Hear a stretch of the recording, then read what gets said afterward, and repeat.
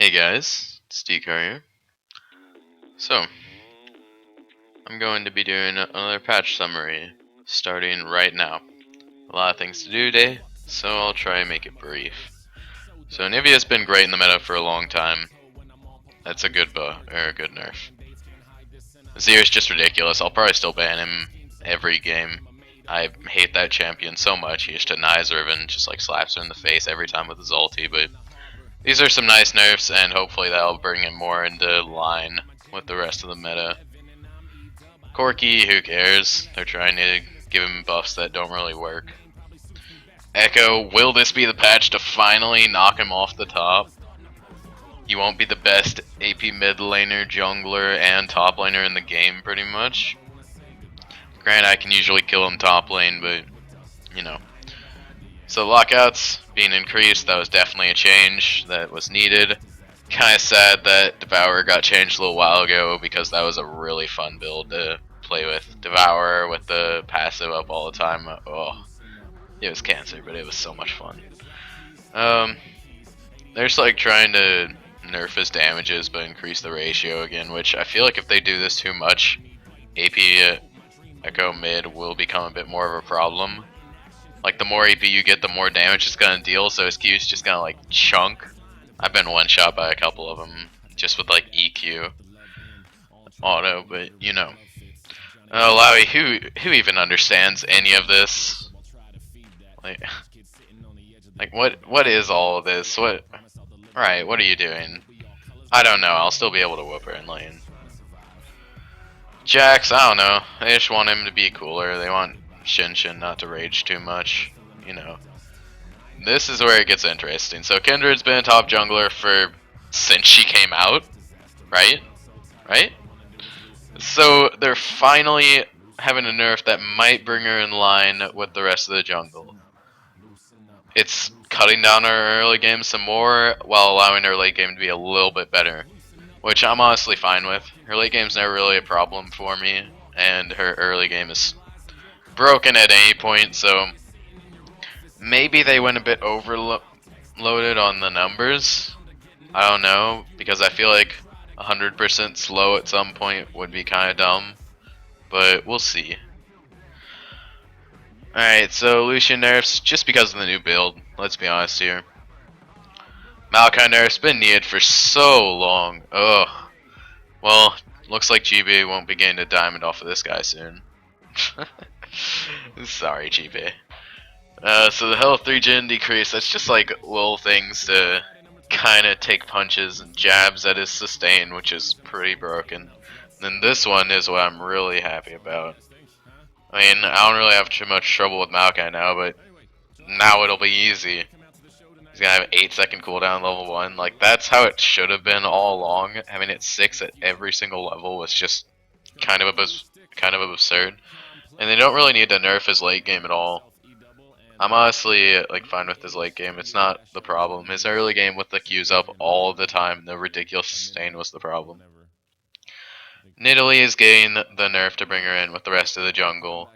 So I'm not exactly sure what they're trying to do here. Like, the jungler doesn't have that much of an impact on the game at some times. And now they're like cutting out the best junglers to try bring the jungler role in with line with the rest of them. So I think Graves jungle will actually take a decent spike next patch because he's the only one who didn't get nerfed. Like, that's one of those unseen or whatever you call it. You know, Rise, that's nowhere close to where the nerfs need to be. I'd say they could decrease this by another 5 per level, maybe even 10. I just don't like that champion. I ban him every game. I mean, maybe in lower elos you won't have to, but, you know. Swain's had the highest win rate at all elos for a while now. So this hopefully bring him in line just a bit. This is the really big change there. That just means they won't be able to stand in the middle of team fights and heal forever. She definitely needed this stuff. This was actually already in effect. They did that last patch, which none of us really noticed until halfway through, but you know. But that one's a nice one. I still think she's pretty underpowered, but hey, maybe I just haven't seen a good one. Actually, I have seen a good one. I've had one on my rank in ranked a little while ago, but you know. So I'm not really sure what they're doing here. So slow decay, a little bit more skill involved, but they're reducing the damage, but it will apply passive. So what I'm thinking it's going to do is actually a really huge buff. If this is what I think it is, then like if you have 2 ticks or something, then you just click R and it'll apply that last tick and give you the true damage afterwards. So that's kind of scary. We'll see how it goes, because the true damage R is kind of strong, but yeah, we'll see how it goes. So Zed changes. Everyone's just banning him all the time at like most elos because of the QSS stuff. So this is a really interesting change that I actually really like. So nerfing the damages by a decent amount. The AD ratio, AD radio guys, tune in. And then making it 75% damage instead of 50. So I really like that change. Why? Because it's one of those, oh, decrease the bad Zeds and give a little bit more separation. Like if he hits 2 or 3 shurikens, it's gonna deal the same, if not more damage than it used to, which I think is really cool. So they're not nerfing Zed too much, but they're nerfing like the not as skilled players, if that makes any sense.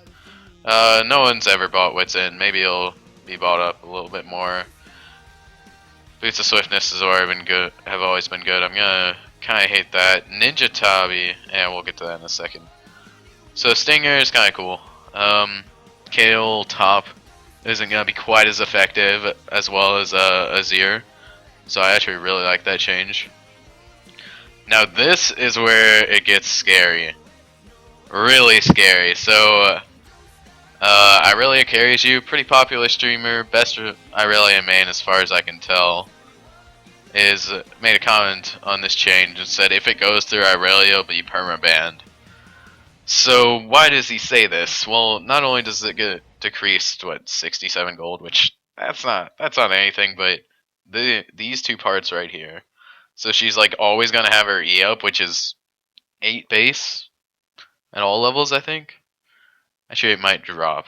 Well, she's just gonna have that up like all the time, and she's gonna get a huge amount of attack speed. Like that's the same as most attack speed items. You see Phantom Dancer or something, which I thought would be a really fun item on Irelia, but I never have the balls to try that. Maybe in a normal someday, but who really cares about the crits? They were only lucky, and no ADCs really used the item. So we're gonna see what these changes do, and maybe we'll be permaban Irelia. That need to happen. I think Berserker's Gaze are pretty undervalued and never bought. Most ADCs would just go for Swiftness boots or something instead. This I don't like at all. But they're doing it like to help, I don't know, maybe Yasuo or something. Because this is a pretty big nerf to Yasuo if you didn't know. His Phantom Dancer Trinity Force won't be a build anymore, so he's probably going to be going Phantom Dancer IE for the foreseeable future. And that's kind of what they wanted with Yasuo as a champion. They didn't want him to be some really big tank that can run around. They want him to have like real risk, real reward playstyle. But this one, it's only 2%, but if that had gone through too, ugh. And I think Tabi's already really strong. If you face like an all AD comp or mostly AD comp, you just pick up those Tabis until you want to sell boots on Riven, then it works, honestly. So, yeah, I think that's all. We'll get through with the only Riven in a second.